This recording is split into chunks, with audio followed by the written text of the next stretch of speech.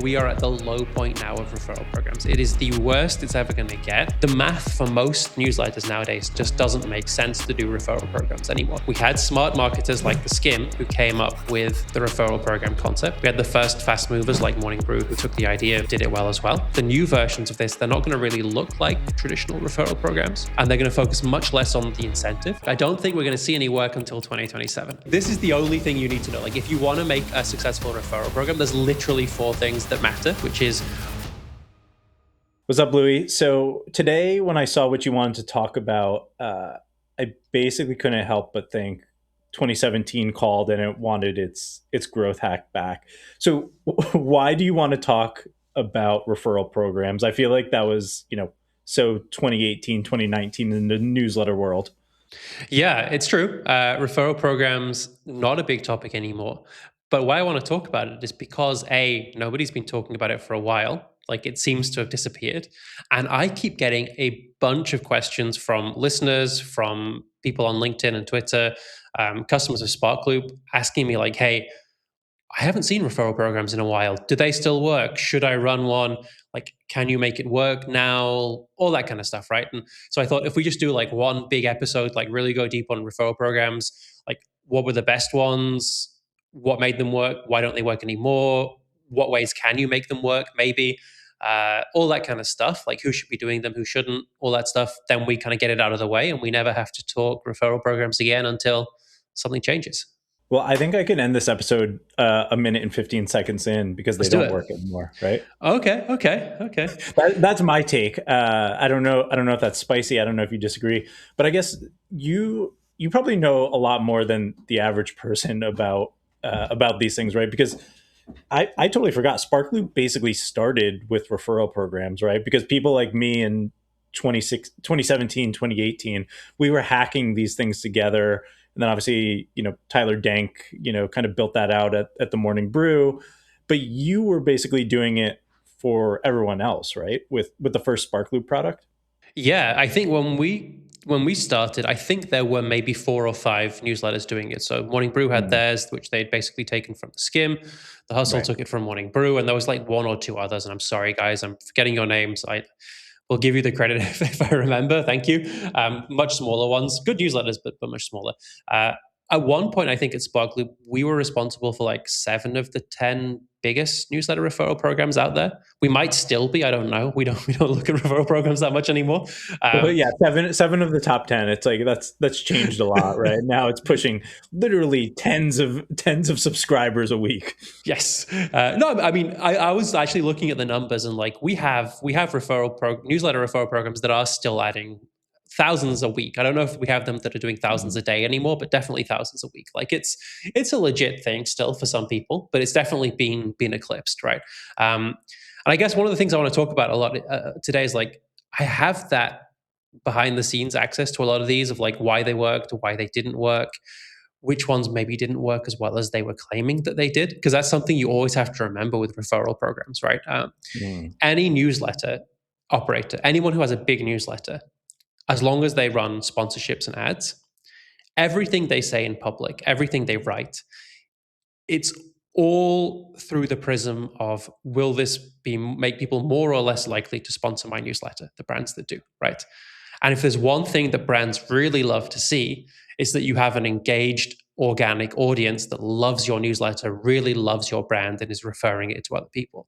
So the incentive to inflate the referral program numbers and to make them look as good as possible is very, very high. And I'm not going to put anyone on blast, but I am going to say that basically everybody out there who has talked about their referral program success story, it was nowhere near as big of a factor in their success as they claim publicly.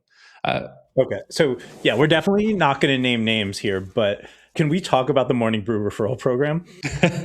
yeah, let's talk about Let's just morning brew. I'm picking randomly out of the air here, but like let's pick. I do want to talk about that because like let's set up what worked in the past, and then like I think you're going to try to tell me later what is working now or how I can make this work, which I'll be taking notes on. But I would say Morning Brew is basically like the gold standard. There's lots of interviews out there. I'm sure it's 100% truthful, but why do you think it actually used to work so well. So I think we're going to unpack two questions, right? And maybe we take a step back just real quick. But there's like two possibilities to You're just why gonna talk people. shit more again about another newsletter. Like I'm all for it. Like if this is what you want to talk about this episode, let's go. No. So, but I'm thinking, right? Like, there could be two reasons why newsletters aren't doing referral programs as much anymore, right? One Yeah, could be referral programs don't work as well as they used to do, which I think we'll get into in spoiler alert. Yeah, probably that's true for most people. yeah, But the other thing is like maybe referral programs work just as well as they always did. But now there are things that work so much better that you don't need referral programs anymore, right? Like typewriters haven't gotten worse. LimeWire and like BitTorrent probably aren't any worse than they were before. Like we just don't use them anymore because we have better things, right?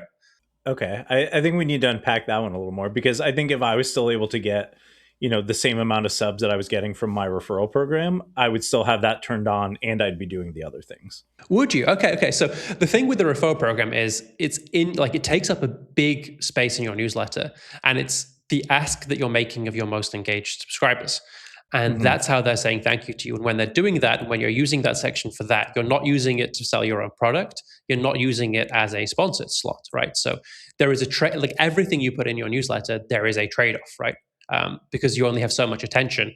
And once Yeah. someone clicks on something and leaves your inbox, they're not coming back to read the rest of the newsletter 90 something percent of the time, right? Like you get that one click basically to get them out. And I think the big thing that's changed, the main thing that's changed is A, newsletters have gotten better at meta ads and doing meta ads a lot more. It's become more affordable for like most of us to run them. I know meta ad prices have gotten more expensive, but like generating the assets and everything has become more affordable and it's become a lot easier to do. But B, like especially paid recommendations, but like other stuff in the welcome funnel has made it so that now meta ads are really quite cheap. If you look at like Chris Corner of the Corner Office, for example, right? He spends like $1 or something per subscriber he acquires on Meta, but he makes like 70 cents, I think, of that back from paid recommendations. So like if you can add 10,000, 15,000, 20,000 subscribers a month from meta ads without having to worry about shipping rewards, taking that space, and you just use that as an ad slot instead. Like Yeah. the math for most newsletters nowadays just doesn't make sense to do referral programs anymore. Even if they work just as well as they did 5 years ago, it's like, yeah, my typewriter isn't any slower, but like I have the internet now. I don't need the typewriter anymore. It's just a fun thing that maybe I'll do just as like a throwback or to be ironic or like, for fun, basically. That's fair. I think the probably the one place I would still recommend it. I think there's like a couple places actually. Hmm. One would be like a super engaged, like insidery audience. So like I actually think it could work even better on something kind of like in the B2B space, or like we were just talking about watches before this, like something like that where it's like you get there's like this super passionate fan base. Like I'm actually working with a newsletter now, and I don't want to give it away because it'll be kind of obvious, but like it's the whole premise of the newsletter is like one inside joke that was created on the internet. And so it's like all these people are kind of like in on this inside joke. And so we're building out like a pretty robust like referral program. But I think it's going to work really, really well because the prize is so aligned, or like the referral gift, whatever you want to call it, is so aligned with what these people want. And like everybody is in on this joke. And our theory or our thesis is that people are going to want to tell other people and kind of be like that person who is like, wow, I just found this amazing song on spot, or on what's it called, um SoundCloud. SoundCloud. There we go. It's like, being that person in your friend group. It's like you want to be that person. So I think it can work there. And I think kind of in the, in like almost like the B2B space, it's like you showing off. It's almost like using it as currency to show off that like you're, in the know on something. And then I think at the very beginning of a newsletter, I think it can work too, right? Because where the numbers like are actually helpful. And you have those first, we talk about the first 1,000 fans a lot. And it's like maybe you have those first 1,000 fans, like they're going to do anything they can to help you. So it's like double down on that. And I think to your point, it's like you're not really using any of those other tactics. You're probably not growing on Meta yet. Like maybe you don't have kind of like the full affiliate negative CAC thing set up front. So I think that those are kind of the two use cases where I would say it probably still makes sense. But I have a feeling you're going to tell me there's other ways. I think there are, but I think it's interesting. Let's get into that a little bit, because one thing that referral programs do really well is they capture growth and like, if someone was going to refer your newsletter to a friend and they were going to share it, and now you give them a referral link, they're going to use your referral link. So basically, what's happening is like a percentage of your referral program growth was going to happen anyway. Um, Mhm. you don't know necessarily exactly what that is. I actually recommend that people establish that baseline first before they give rewards. Like, they just switch out the link and see how many people are referring.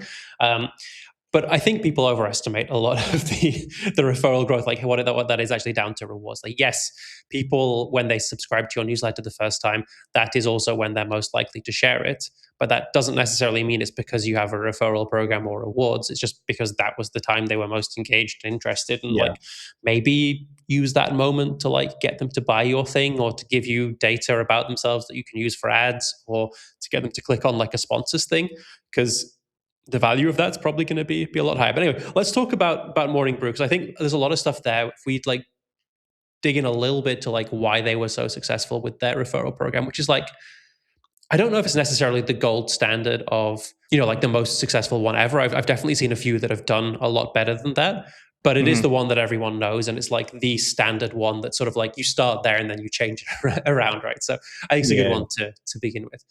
Because did you do something like this at the water coolest as well? Did you have a version of this, I'm guessing, at some point? Yeah, I mean, Morning Brew copied the skim, and I copied the Yeah. Morning Brew. So Yeah. yeah, I mean, we did it, and it was, I to your point, you weren't calling out names, about it being successful. It certainly wasn't as successful as some people, on the internet have made their newsletters out to be. But yeah, I mean, we had a lot of success where it was like a couple hundred subs a month, which was big for us when we were you know 20, 30,000 subscribers, and like I think a lot of it had to do with again, it was just kind of novel, and yeah, I think people were just sharing because it was like cool, and we were kind of different, like we were super irreverent. So again, I always go back to that, like it made people feel like an insider, and if they were sharing it, they were kind of the first person of their friend group. So I tend to agree with you. It's like they weren't probably doing it for the mug or something, but I do think that stuff probably helped a little bit because it goes to that point of like it's sitting on your desk, right? And the mug is there. It's like, oh, what's the water coolest, or what's the morning brew? It's like, oh, like I'm the guy who introduced you to it because because you asked me about that. So I yeah, it worked. It worked. And it does not work anymore. Well, it's like I guess I'm just assuming like maybe there is like one person listening to this who doesn't remember the Morning Brew referral program. So like, just real quick, basically what they did was like the classic referral tier referral program. So I think it was like one or two referrals, you'd get some stickers from them. 5 stickers, you'd get like a mug. 10 stickers, maybe I think they 10. did. I do think they eventually changed it to. I think you had a Sunday edition, which I think was like Mm, an interesting because they were doing I think physical products at the beginning, like a visit to their office if you did 1,000 or something. yeah. But I think they ended up started doing a Sunday one, and if I remember correctly, that was like a pretty big, um, pretty that really pushed it forward. And I think that Yeah. just goes to show like now the things that you do hear people randomly that work, it tends to be kind of like a digital product or something, like more content, something like that. Yeah, because it's free to give. By the way, bonus tip: if you are doing a newsletter and setting up a referral program, never, ever, ever, ever offer an extra newsletter for people who've made referrals, because it's extra work. It has to be as high or even higher quality, and only like 2% of your audience are ever going to read it. If you're going to do extra content, make it like a bonus unlockable section of the regular newsletter, and make it something that doesn't have to be big. Make it like a joke of the week or something like that. Just make it super easy, because the last thing you want to do is get 50 referrals on an audience of like 5,000 or Yeah. 10,000, and then be committed to writing an extra 1,500 words every week for the rest of your life. That's like the I nightmare. mean, so just to put it in perspective, I ran into that issue with a paid newsletter where we Hmm. launched a new paid newsletter, and not enough people signed up to justify doing it, and we ended up writing this thing for probably a year longer than we should have, and it really, really sucked. It was like the bane of my existence to have to write this Yeah. thing, which I wasn't passionate about, and we were not even making, barely breaking even on it. All right, so let's finally get to the bottom of it. Why did Morning Brew work so well, with an asterisk? Because who knows if it really did that work? No, that no. well. I mean, they genuinely got hundreds of thousands of referrals. Like it did Yeah. work well for them, especially in Okay. the early So days. in No, your mind, what, or if you have multiple reasons why it worked, what reason did it work for? yeah. So I'm going to get like a little bit nerdy. This is like the only sort of theory of today, and then we're just going to go into like examples and like some fun stuff around figuring out referral programs for different kinds of people and All like right, where it you might guys work. can fast forward these next, Well, because 90 this is like seconds. literally, this is the only thing you need to know. Like, if you want to make a successful referral program, there's literally four things that matter. They're called frequency, payload, conversion, and incentive. I'll just run through them real quick, right? So, frequency is basically I have a newsletter. How often can I ask people to share that newsletter? So, if you send a newsletter every month, you can basically ask people once a month to share your newsletter. Not a lot of people are going to do it. If you send a daily newsletter, you can theoretically ask your audience every single day to share your newsletter. You are going to get a lot more referrals just because you've asked a lot, right? So frequency is like really important. Um, Payload is the other really important thing, which is how many people can you share with at once, right? So if you're Morning Brew, and let's go through like them as an example right there, daily newsletter, great, awesome frequency. Payload, how many people can you share a daily newsletter like about the news with? Well, everybody, right? You could take that out in 2018 and put that on Twitter. You could put it in your friend groups. You could put it on Facebook. Social media was still allowing like links to get reach. So you could send that to loads and loads of people, and all of them might have been interested in daily news, right? There wasn't a lot of competition back then. Yeah. Can I just do, which I think was probably against some terms and conditions? We used to tell people to put it in, before it kind of all got blocked and things went south in Mm-hmm. America. We used to tell people to go on like Wall Street Journal, CNBC, Fox Business, CNN, and put it in the comments, and we Yeah. would get a lot of signups. So people would just say like, "Hey, this newsletter is so much better than this garbage above," and we would get a ton of signups from that. Yeah, and people would go on Reddit. They would go in all kinds of different places. They'd Mhm. answer questions on Quora with like answers Yeah. to that. It was crazy times, right? But like the payload for Morning Brew, super high. Literally everyone in the US, pretty much, definitely between like 20 and 45, could sign up for that newsletter. Um, Yep. Third one, got frequency payload conversion. How many of the people that you share it with are actually going to want to opt in, right? Well, So, can yeah, we just go back to payload real quick? yeah, I think it's worth saying like a lot of that is dried up, right? Because the social media, right, like hates links now. Like Zuck decided links are gone. Obviously, yeah, Elon with X, and like now you can't do a lot of those hacky things. Like now with subreddit, you have to be embedded in that subreddit, providing value, and if you drop one wrong link, you are booted, right? So yeah. uh, I think, yeah, the stuff like that used to be a little bit more hacky, I think just doesn't work as well anymore, and I think that's part of the payload issue.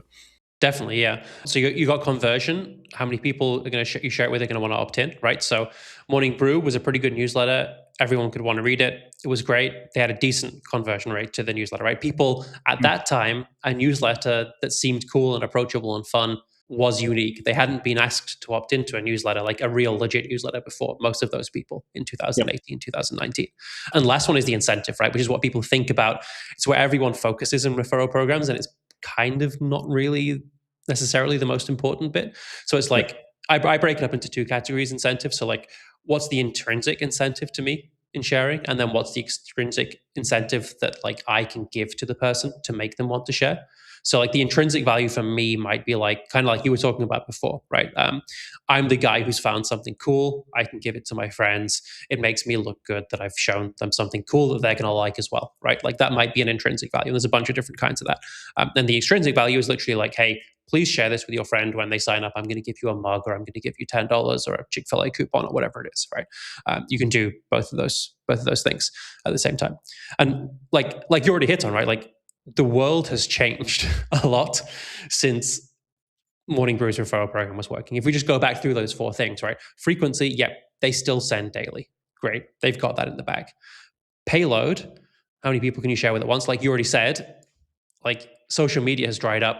At best, you're going to get like a share in the group Slack or like the office Slack or in like, Microsoft Teams or in the family or like the group chat, somewhere like that, right? You might hit like 5 or 10 people. You're not going to be sharing that on your LinkedIn and getting 15 signups anymore. It's just not happening, right? So that's a huge hit to referral programs, because if you reduce the payload from 15 on average to 2 on average, it basically means that it works like 90% worse, right? Immediately you use like 90%, pretty much 90% of your referrals. Mm-hmm. Another one that I think we don't think about enough is like how the conversion has changed. 2018, your Morning Brew, you're the only kind of cool newsletter that people are being asked to opt into. Like that is literally like, I'm the guy, and we'll talk about like combined with the incentive, right? Like newsletters have gone from I'm the guy who's discovered this cool thing on SoundCloud, go listen to it. And now if you share a newsletter like Morning Brew via a referral program, you're that guy who sends too many YouTube videos in the chat, right? Like you're the one everyone wants to Yeah, ban from yeah, the group chat if you take part in like a normal referral program, basically. yeah, Um, yeah. which kind of sucks. And the extrinsic value, like, yes, okay, a mug is still cool and people still do like the merch. But also, like in the last 5 years, we have all realized how valuable our sort of social, like our social recommendations are, right? Like a lot more of us are creators. Platforms pay now. YouTube, TikTok, Twitter like pays you to post. Uh, Mm-hmm. we know how much it's worth to recommend something, and to be seen to be recommending something to get like a mug or a sticker or something is kind of it's not super cool anymore to be getting Yeah. that vibe. What do you think is the, because I think there was a lot of good points there of like why they don't work anymore. Can you point to one of those of the four that you think is the reason that, the water coolest, the morning brew, the skim, it just doesn't work as well anymore? I think it's 50-50. I think it's 50-50 between payload and just newsletter slash referral program saturation of like it was cool and Hmm. interesting. Like both of those things separately were new and Yeah. novel and people wanted and liked them. And now it's kind of like, it's like being asking someone to sign up for a newsletter and asking someone to sign up for your newsletter is kind of like being the guy who shares like the Game of Thrones meme in 2026, right? Like it was cool Yeah. when you did it 10 years ago. Like now maybe not so much. Yeah. Yeah. It's gone from being, I guess we could keep using the word cool, which makes us very uncool. But I think it's gone from being, yeah, like these kind of cool new things to almost being, a utility. I think people look at the morning brew, even like the water coolest, it's like, yeah, it happens to have a different voice. And like, yeah, I think it's fun and irreverent. But at the end of the day, it's truly kind of like this utility that you get in your inbox that you use to get your morning brief. Um, so yeah, it's not really this like novel, sexy thing. So I think it's like the Well, I mean, relationship with it has changed a little bit, right? yeah. You're not like, it's like I'm going to get in a lot of trouble for this. It's like yeah, I'm not even going to say it. But anyways, the relationship has changed a little bit, and like you don't want to bring her out anymore. You don't want to show her off anymore in public. I'm trying to figure out what you were trying to say. I have Yeah, no yeah. idea. I was gonna go somewhere, but I'm gonna avoid that because Okay. I Well, like making this podcast. well, I guess one thing we talk about is like if I was looking for evidence that this was true, what I would say is like look at where referral programs still do work. Like that kind of milestone referral program still does work.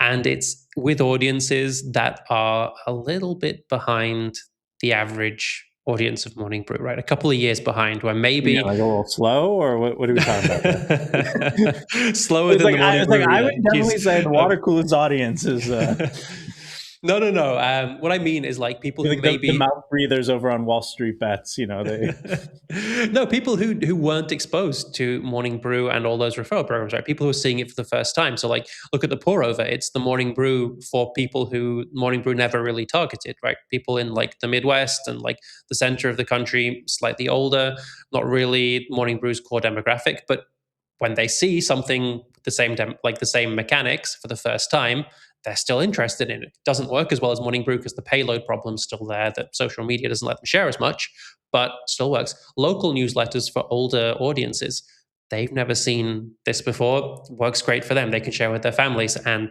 so on and so on, right? So like there are diminishing returns there because they're also now starting to see a lot of them.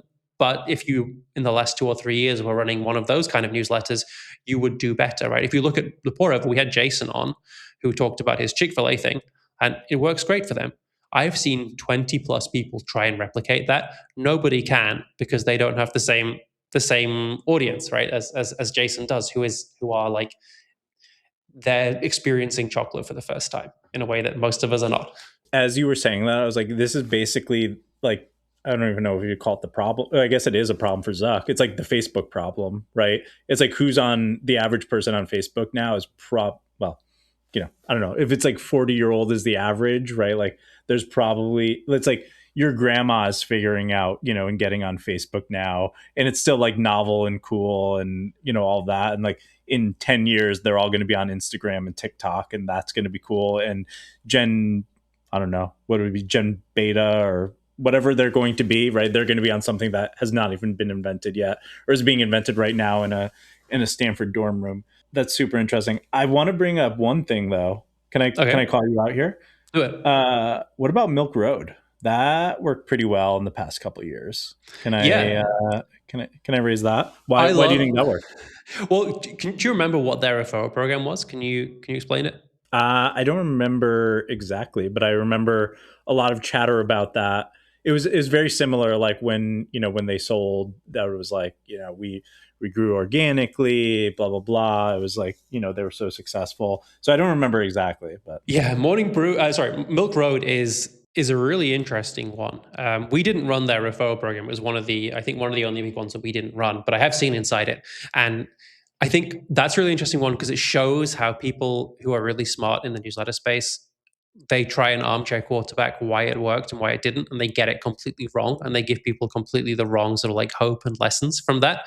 Um, I don't so know. I think that was like some shade thrown at me, but okay, keep going. no, not at you in But particular. you did call me smart at the beginning, so I'm going to let it go.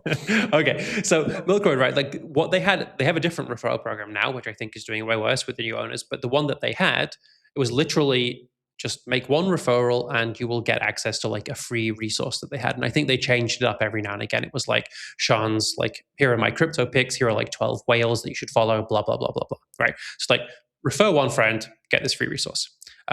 They added thousands of subscribers from that. I think that was like less than 10% of the total audience that they added. I'm pretty sure it was maybe even less than 5%. So, like, in the grand scheme of things, not really influential to the newsletter. Yeah. And it But wasn't that they, big, right? Like they what, a couple 100,000 subs when they sold? It yeah, wasn't yeah. it wasn't It massive, right? wasn't. I mean, for this, they only grew it for 10 months, so they did really well.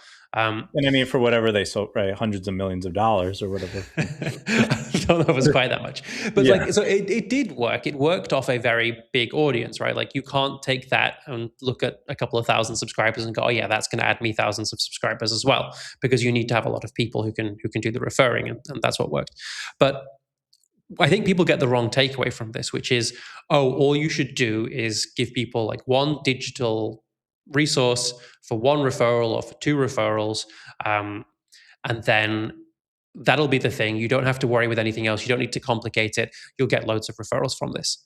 And I think people completely, it's in my opinion, is such bad advice. You would be better off not doing it, because where are those referrals coming from? Some of them would have made the referral anyway, right? Like they would have shared it anyway. You have to go and then commit to making this really good resource that people actually want to get. If you've made that resource a downloadable, a lead magnet, whatever it is, like that could be a paid product that people pay for, way more valuable than getting the referrals. It can be a lead magnet that you use for your meta ads. It can be something you give to 10 other newsletters to share in their newsletter to send you subscribers, right? There are 1,000 different ways to use that resource that will get you a lot more subscribers and a lot better quality than giving that to people to refer. Because what do people do if they want a lead magnet or a resource in 2026 and they only have to make one referral? They refer their email, like their other email address. And if you say, oh, well, we're using Sparkloop and it can detect that, guess what? They go to their wife's phone and they put her email address in. And we have absolutely no way of knowing if you go to your wife's phone and you sign up a different person, that's a Mhm. real referral. Is she ever going to read that newsletter? No, she's probably not going to. But like, you're not getting good subscribers from doing that, is the point. And I think the big thing that people really misunderstand about what happened with the Milk Road is people, the vast majority of them, were not referring to get access to the free resource, whatever it was.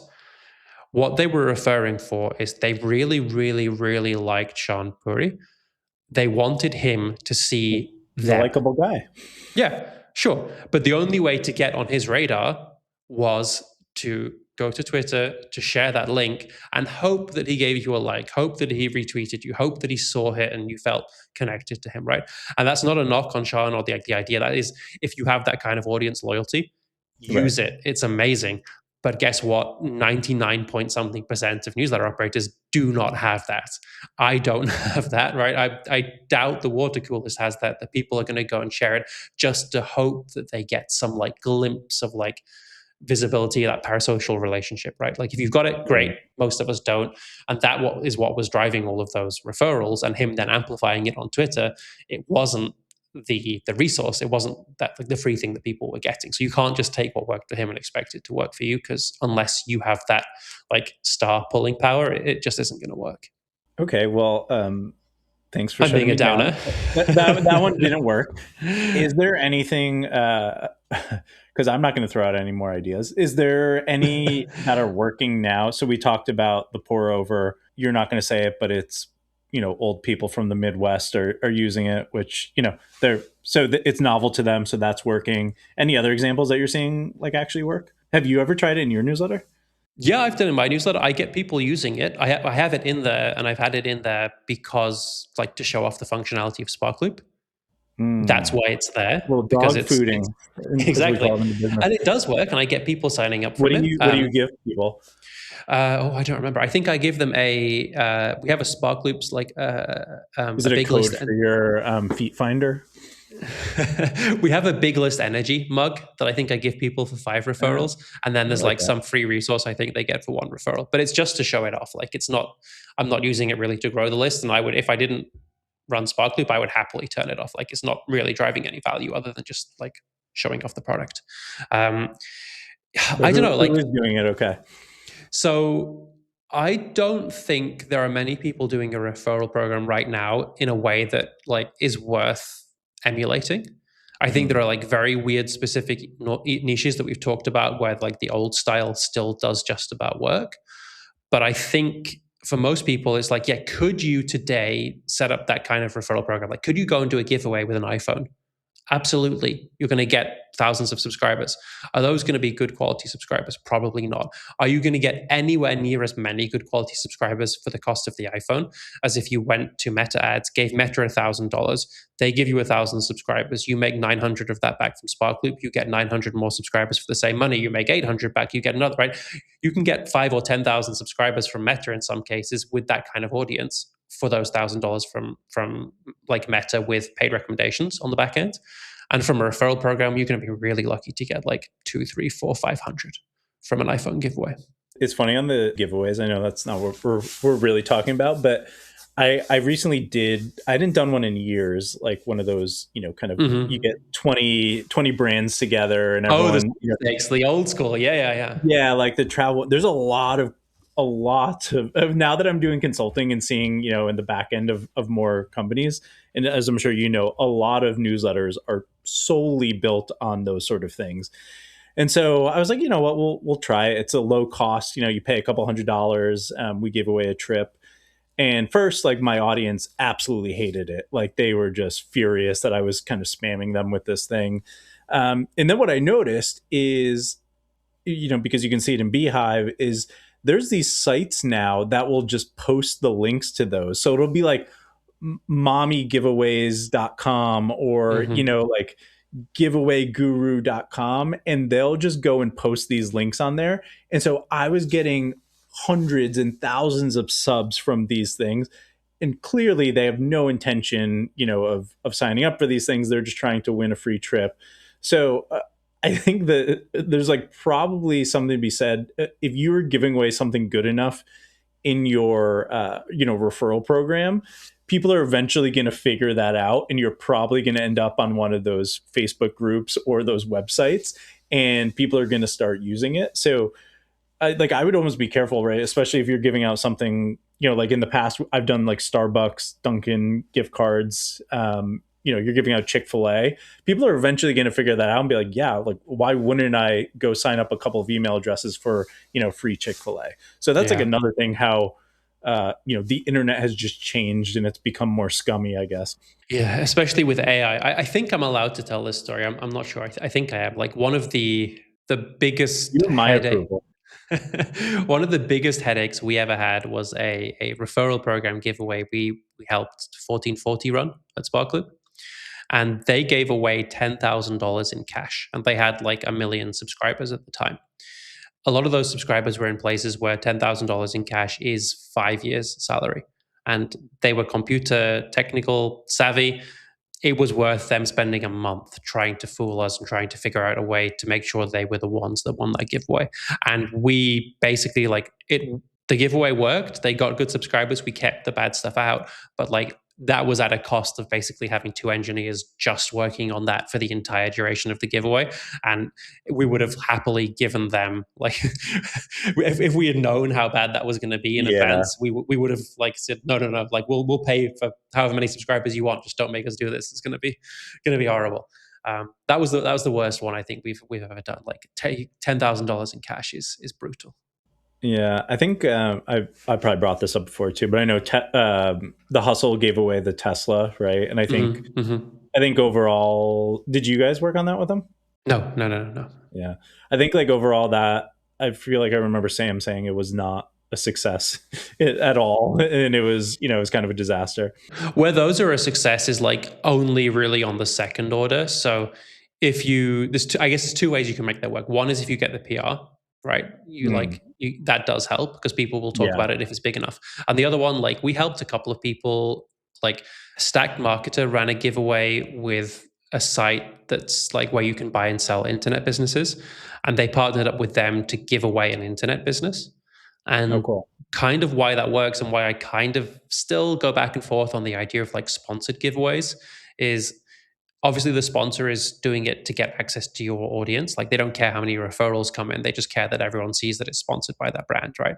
Yep. So if you can work with a brand, maybe an e-commerce brand that has a million email subscribers that are your target audience, and you can convince them to send an email out about the giveaway and where they can enter it because they all like that product, then it's worth it because you get like 200 referrals from you, but you get like 10,000 signups from the brand and they're paying Yeah. for the product, the price. So like that works, like that I like, but they're just so much pain to like set up every now and again. And like, how Yeah. many brands can you actually find that can do that?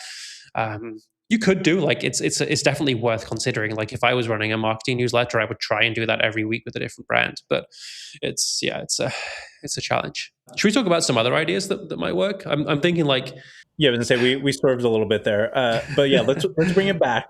So, I mean, should we end the episode now? Should we just say these don't work anymore? You should give up, or do you think there are some ways to actually make a referral program work in 2026? I think there are some ways to make it work. I don't think we're going to see any work until 2027.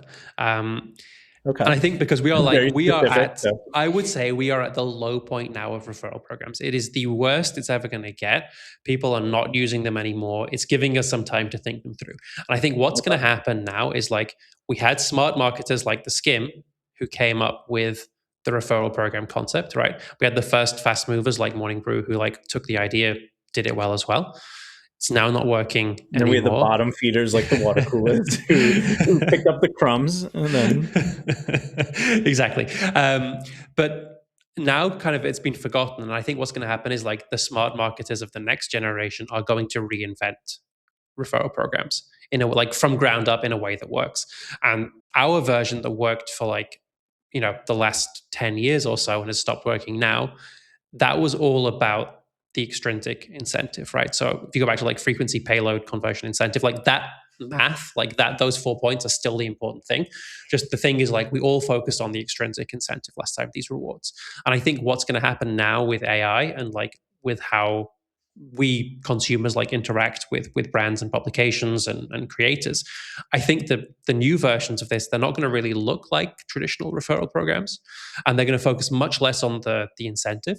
They're going to understand that the payload is going to be super low, so we have to like deal with that, and they're going to focus on the conversion and the intrinsic incentive. So how can I make it how can I make you want, how can I make it good for you to refer a friend, right? Or to refer someone else? How can it be beneficial for you if someone else also signs up for this thing, right? That's a question no one really asks themselves with their newsletter at all. It Can we sounds weird, right? double Like, click on that? Because yeah, that just sounds like, yeah, it's good for me because I get a mug. that's extrinsic, right? That's, you do this, I'm going to change your behavior. It's good for you for someone else to say. It's not good for you to, like, you, if you're a water coolest subscriber, Hmm. someone else reading the water coolest doesn't help you in any way, right? You only have the extrinsic incentive of getting a mug. But new newsletters, I think, are going to build in intrinsic incentives. Okay. So Facebook was a really good example of this in the early days, right? Like, the reason you wanted to invite people to Facebook was so that they could tag you in their photos, you could tag them in in your photos, you would have that collection of stuff there, right? That was a big reason that Facebook grew so quickly, was because of the photo sharing thing. Like, there was a reason for me to invite you there. Most newsletters nowadays, like the water coolest, you don't really have any reason other than just like wanting to give someone some cool, like, share something cool. There's no real intrinsic reason, right? Hmm. But you can generate them. And so the one that I think, like, I've got a couple of examples, but like, I think a big one is going to be flipping referral programs on its head and making it invite only. And if I was starting a newsletter today, this is how I would start that newsletter. Like, if I was starting a marketing newsletter, for example, what I would do is I would make it paid only. So I'd say, look, this newsletter, to sign up, it's super high signal, super high value. The only way to get this newsletter is to pay me $100 or $200 a year. What I'd then do is I'd go out to 100 really smart marketers that I liked, that were my target audience, and say, hey, I'm going to give you a year's access for free. Most of them are going to sign up because I've just given you, I haven't asked you to sign up for yet another newsletter. I've given you $200, but you've got to go and do it today to get access, right? Yep. What you then do is, instead of the old referral program, you flip it on its head and you say, hey, I'm not going to give you anything for sharing this. I'm not even going to like ask you to share it with friends. I'm not going to say that's good for me. What I'm going to do is I'm going to say, look, this newsletter costs $200 a year. I'm going to give you 3 access codes for 3 smart people. You only get 3. They expire in 48 hours after you've subscribed. But you can share these 3 with 3 people and they'll get access for free as well.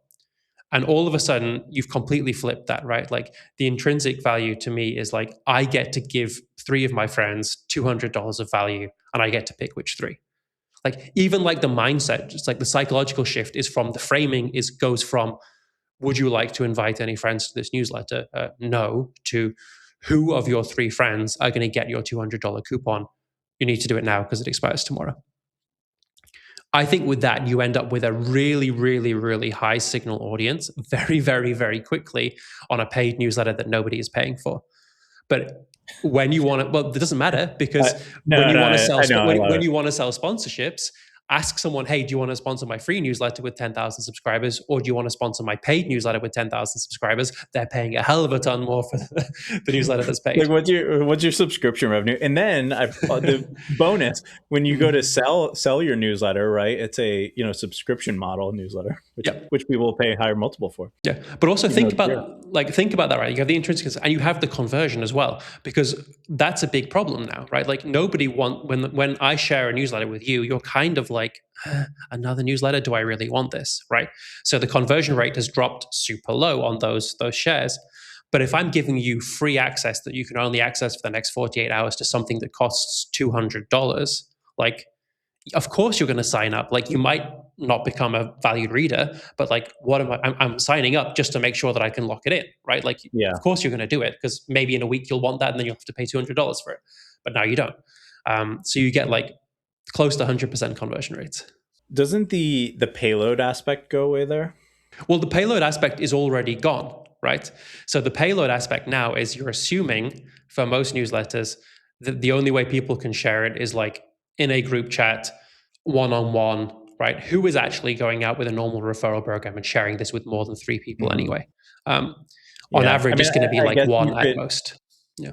Yeah, I guess you could go back to people and be like, after they do their 3 and they're good quality subscribers, Yeah, you you can could always do a go back. limited drop of like Yeah, some more, yeah, right? You can do this as yeah, much yeah. as you Like, want. you just Yeah. unlocked more. Yeah. Congratulations. But what you do You're with this is atop the leaderboard. You're just you go. hacking people's brains right here. Yeah. Well, This is imagine, right, diabolical work. a morning brew, a gold standard traditional milestone referral program, activates 5 to 10% of their audience to share. right? To try and refer another friend. 10% is like the gold standard that you're aiming for. Um, if you do what I'm suggesting, I think you can get 50 or 60% of your audience to share those codes with friends. Probably more. If you set that price at $200 or $500 a year and you say, hey, here are your 2 or 3 coupons, who are you sharing it with? I bet 50 or 60% of your audience are going to share with at least one person. The math on it is like, it works Are way you going to better. make me change the business model for chiefnewsletterofficer.com? Go sign up, guys. Do it. It's super interesting. Okay, let me play devil's advocate here. Okay. That's great for, let's say, a newsletter where you want to get, a couple thousand people on it. Like, Mhm. you could build a great business. I would much rather build that than go try to build the Morning Brew. But Mhm. is there a way that the Morning Brew could do something like this? Is there a way that the water coolers could do something like this, or use this? So I think the big problem with this is you have to do it from scratch, right? It doesn't work for an existing newsletter. Um, and by the way, like I think you get way past thousands. I think if you have a general audience, like you can absolutely do this because what are your Facebook ads then? It's hey, for a limited time only, we are giving away $500 subscriptions for free. Of course, you're signing up because it's expiring in one day, and then you wait a month and then you run them again for something else, right? But you're saying like you're pretty much content subject matter agnostic. Like it could be general news, general finance news. It Yes, doesn't need to absolutely. be for CMOs. No, it could be for. I think that could be for literally anything. I think the only one that no, I actually I think it works for literally everything that you can do that. But I think the thing is you have to do it from the beginning. And so if you're Morning Brew or if you're the water coolest, I don't think you can do that. I think the only way you can do it, By which the way, is guys, I'm putting a $500 paywall on tomorrow.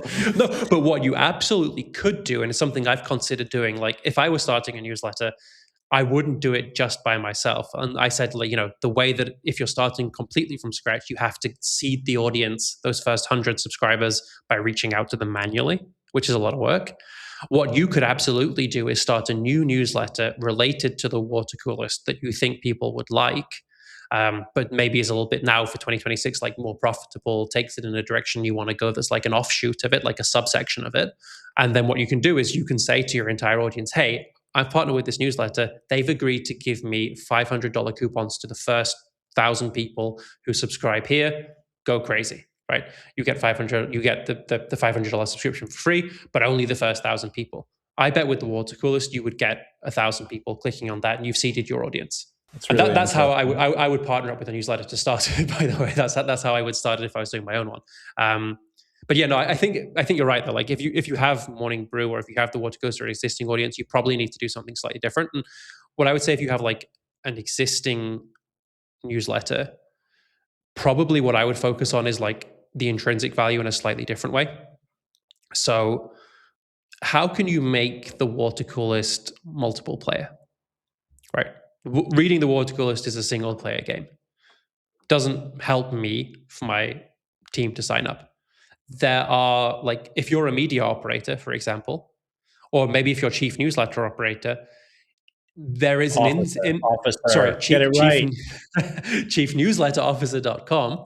There is an intrinsic incentive for me to share with my team who work on newsletters, right? Which you can just call out. You don't need to offer them anything. You just have to say this is a good newsletter. They should go and sign up for it. But you could make it multiplayer, right?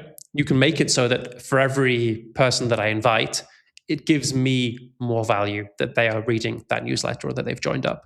So a really easy example of this is if you do a horoscope if you do like a horoscope newsletter, right? What you can do is you can say, I was like, where is this going? Horoscope. What kind of newsletter are you? yeah. So just think about like how horoscope apps work and do the same for a newsletter, right? So horoscope app, it's all about my horoscope, but horoscopes can have compatibility. So all of a sudden there's a section you can unlock, which is like, hey, how is like your whatever it's called, like horoscope compatibility? How are your stars aligned with your wife, your boyfriend, whoever it is, right? Invite them so that you can find out. And that's how that all of a sudden there's no incentive. You're not saying invite them and you'll get my horoscope mug. You're saying, hey, this is going to be a lot more useful if you invite a friend. We're going to give you something, right? The water coolest. Can you have a who would be the best investor game? Can you have some other kind of thing where it's more useful if, or like more fun if your group chat joins? Right. Is there a version of this where you have like some stupid challenge of the week where everyone at the office should be signing up for it and the winner and the loser get something, but it's a more fun experience, and like you're missing out by not having them in on that thing, right? Um, which is with AI, it's easy to create this stuff. Like it would be very, very, very easy nowadays to be like, hey, on the Monday, we're going to ask everyone for like their one stock that's going to take off this week, and on Friday, we're going to share the winner and the loser, and the biggest loser across everybody is going to be named and shamed. Like that would be a few hours work to set up. But imagine how many Yeah. people would like want to opt in and like challenge their friends on that kind of thing.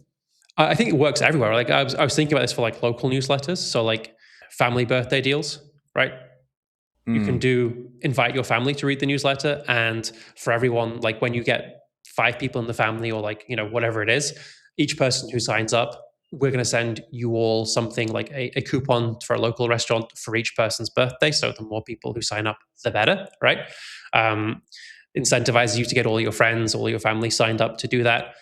It's intrinsic, because you're not getting anything, like you're all getting something for it. And travel stuff, right? Like if you have a travel newsletter, why are you not doing like a group deals section? Why do you not have like a section in your travel newsletter like, hey, great, these are ideas, but like imagine if you like, for 5 people, we have these exclusive escapes that we've partnered up with a team on, like with a provider on, and they're perfect if you're a team of 3 or if you're a family or whatever it is. And then you have to get access to it, you have to invite your friends there to the newsletter to be able to access it all together. Like there's a bunch of stuff like that. I think pretty much every newsletter you could find something B2B, B2C where like it makes sense to invite people to do it. Yeah, that's pretty brilliant. So why do you think it's going to take until 2027? You think people are just kind of figuring this stuff out now? We need some fresh blood in the newsletter space to figure this out, or just because they're going to listen to this podcast? Well, I hope that people are going to listen to this podcast and and do it.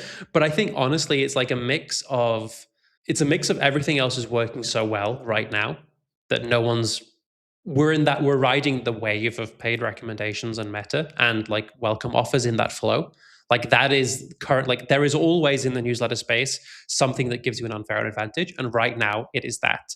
And we're trying as hard as we can at Sparkloop to make it that for as long as possible. But eventually, everyone is doing that. You don't have an advantage against like everyone else, right? And now only like 10% of people are doing that. So when everyone's doing it, you need something extra to be able to beat everyone else. Yeah. And I think this could be that next thing. And I think people will already start doing this soon, and then it's going to catch on.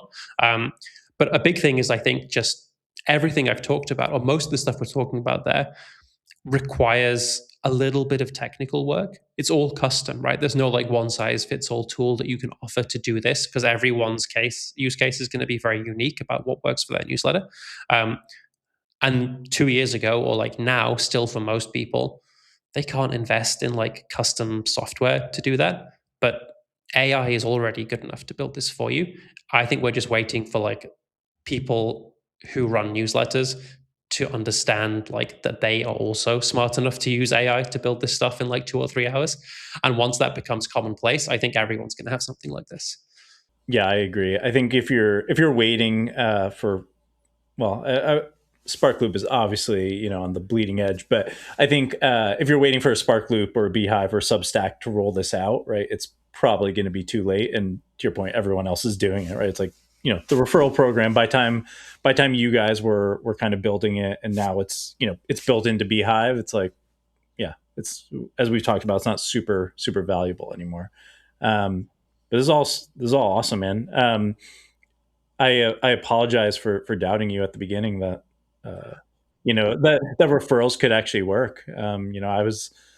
I guess that newsletter guy who just assumed they didn't work, didn't really know why, but just kind of gave up on them. This is one of my favorite episodes because I got to shit on a bunch of other people. I got to armchair quarterback all the reasons why stuff did work and don't work anymore. And rather than like proving it, I got to just like say, here is a bunch of stuff that should work and I'm very confident about it and other people should go do it. So like no evidence, nothing.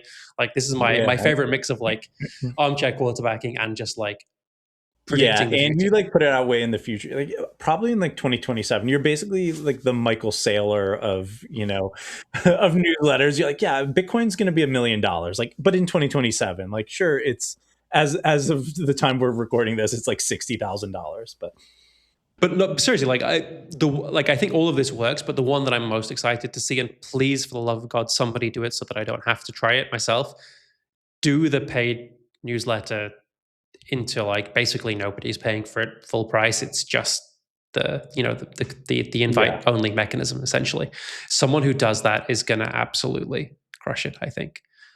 It's like, we've talked a lot about like what Nathan May and Corey and everyone has done on the invite only newsletter.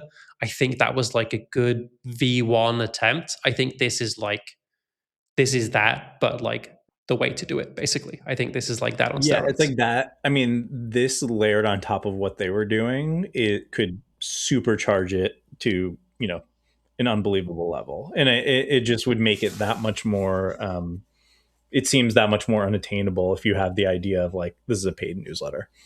If you're anchoring your newsletters, the value of your newsletter, the expected value or the perceived value at this isn't a free newsletter, this is $500 a year, and here are the brand names of people that we have signed up for this newsletter. It's like the way people interact with that newsletter, the way they're going to value reading it, Yeah. the way they perceive you as the writer, it's completely different. It's like, until a lot of people are doing this, I think it's an insane advantage. Like I would be jumping on this like crazy. Well, when you're done building your watch brand, you can build it. Maybe this is I'm sure there's a watch newsletter coming. So Watch this space. There you go. Should go by yeah, that domain. cool. You got anything else for us? No, This is that's all great. I had.